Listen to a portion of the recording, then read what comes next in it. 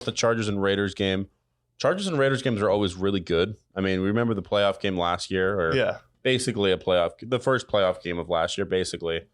They always play close. They always play rowdy. This is in Las Vegas. Chargers, they had a nail-biting finish with the Cardinals. Didn't have to move all that much. Only had to drive about 5 hours upward a little bit. Got Chargers and Raiders, and I think the Raiders are playing for more right now.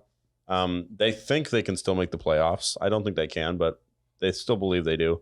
They have a couple more games left to kind of prove themselves. Josh McDaniels is fighting for his job. Really liked what I saw from Josh Jacobs last game, 229 yards. We like that. Yeah. Even if you are facing him in fantasy, it's a pretty good time. Offensively, I think the Raiders have more firepower. And like I said, they're playing with some tenacity. Chargers haven't been impressed with them all season. And as far as the Raiders are concerned, this is kind of their season. They have to win out in order to make the playoffs. Yeah, it's not the Chargers season, and I think there's two teams that are probably always going to split.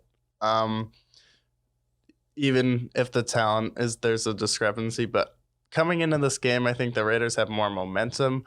They've won back-to-back games, looked good in both of those games. Their offense was high-powered, and the Chargers' defense is falling apart. It's not the same defense from when they first played them.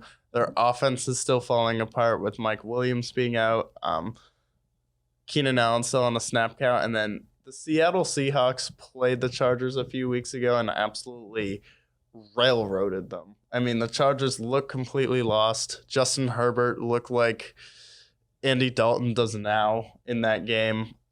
Pretty awful game all around for the Chargers, and the Raiders just went up there and beat them.